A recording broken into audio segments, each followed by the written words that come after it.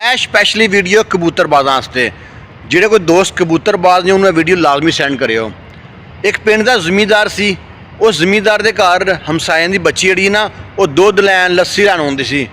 ਉਸ ਦਿਨ ਲੱਸੀ ਲੈਣ ਆਈ ਏ ਤੇ ਉਹਨੂੰ ਜ਼ਿਮੀਂਦਾਰ ਨੇ ਆਂਦਿਆਂ ਤੇ ਜਾਂਦਿਆਂ ਬੜੇ ਗੌਰ ਨਾਲ ਦੇਖਿਆ। ਉਸ ਤੋਂ ਬਾਅਦ ਜਾ ਕੇ ਨਾ ਆਪਣੀ ਘਰ ਵਾਲੀ ਨੂੰ ਕਹਿੰਦਾ ਕਿ ਭਲੀ ਮਾਨਸੇ ਜਿਹੜਾ ਲਾਡਲਾ ਹੈ ਨਾ ਇਹਨੂੰ ਕਹਿ ਦੇ ਕੱਲ ਤੋਂ ਇਸ ਘਰ 'ਚ ਕਬੂਤਰ ਨਜ਼ਰ ਨਹੀਂ ਆਉਣੇ ਚਾਹੀਦੇ। ਜ਼ਿਮੀਂਦਾਰ ਦੀ ਬੀਵੀ ਕਹਿੰਦੀ ਹੈ ਕੀ ਹੋਇਆ, ਕੋਈ ਲਾਮਾ ਆਇਆ, ਕਿਸੇ ਨੇ ਕੋਈ ਸ਼ਿਕਾਇਤ ਕੀਤੀ, ਮਸਲਾ ਕੀ, ਮੈਨੂੰ ਦੱਸੋ ਪਹਿਲਾਂ ਗੱਲ, ਤੁਸੀਂ ਇੱਕਦਮ ਇੰਨੇ ਹੈਪਰ ਗੁੱਸੇ 'ਚ ਕਿਉਂ ਆ ਗਏ ਹੋ। ਜ਼ਿਮੀਂਦਾਰ ਕਹਿੰਦਾ ਹੈ ਕੋਈ ਸਵਾਲ ਜਵਾਬ ਨਹੀਂ, ਜੋ ਮੈਂ ਕਹਿ ਦਿੱਤਾ ਉੱਤੇ ਅਮਲ ਹੋਣਾ ਚਾਹੀਦਾ ਹੈ। ਅਗਰ ਕੱਲ ਮੈਨੂੰ ਘਰ 'ਚ ਕਬੂਤਰ ਨਜ਼ਰ ਆਏ तो मैं कबूतर वेच वट देंगे कि दोस्तों 'च वंड देंगे, बिल्ली के पा देंगा। जिमीदार की भी बड़ी परेशान हुई।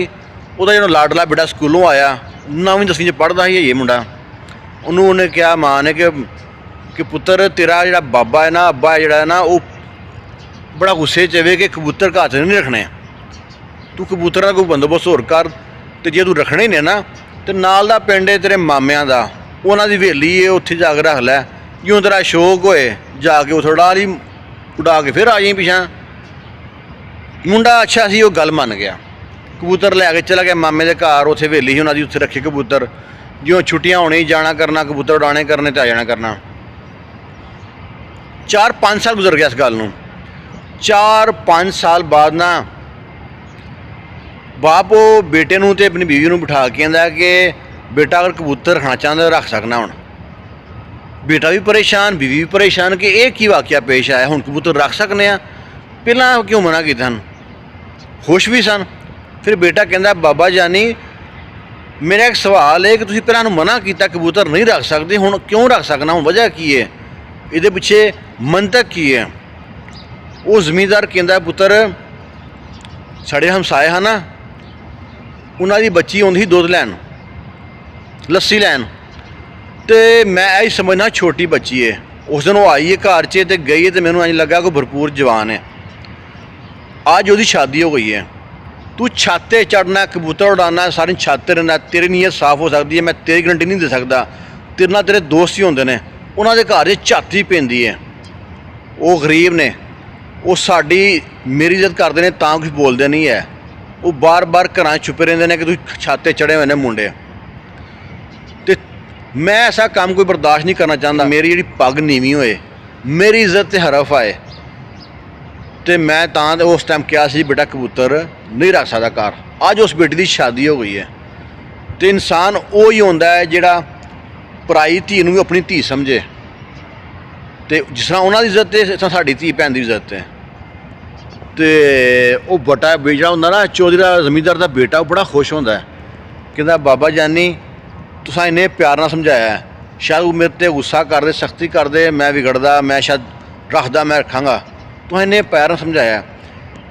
जिहड़ा शौक किसी धी भैन ते उंगल चुकन ते मजबूर हो जाए, वो शौक मैं नहीं रखांगा।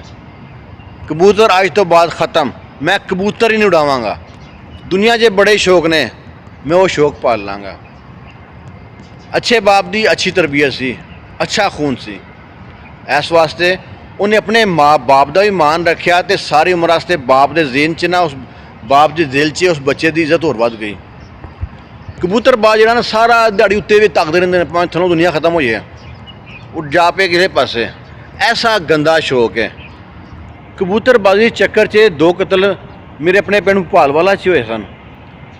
एक साइड से कबूतरबाज का घर सी, दूसरी साइड से हवेली सी, उन्हें मझां वगैरह रखियां, तो कबूतरबाज छत ते चढ़दा, उन्होंने कुड़ी आउंदी तो कबूतर सुटदा, उधर जानबूझ के उन्हें सुटदा उन्हें कोठे ते।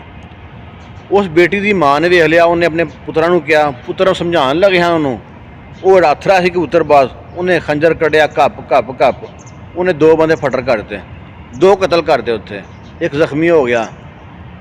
तो किन्ने खानदान बर्बाद होए सिर्फ कबूतरबाजी शौक से। तो इस वास्ते शौक जिहड़ा आइंदा शौक गंदा शौक है ना, ये कोई अच्छा शौक नहीं है, गंदा शौक है।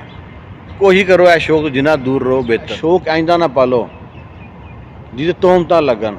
सिर्फ मकसद गल नूं समझाना हुंदा है, ना कि किसी दी तज़लील करना। कबूतरबाज कबूतर रखण ते हवेली च रख लैण गले जाके, आंढी गुआंढिਆਂ ਨੂੰ परेशान करके तुहाडी शौक पूरा कर दिओ। ਬਹੁਤ ਗਲਤ ਗੱਲ ਹੈ। ਉਮੀਦ ਹੈ ਤੁਹਾਨੂੰ ਇਹ ਗੱਲ ਅੱਛੀ ਲੱਗੀ ਹੋਏਗੀ। ਦੁਆ ਯਾਦ ਰੱਖਿਓ। ਅੱਲਾਹ ਹਾਫਿਜ਼।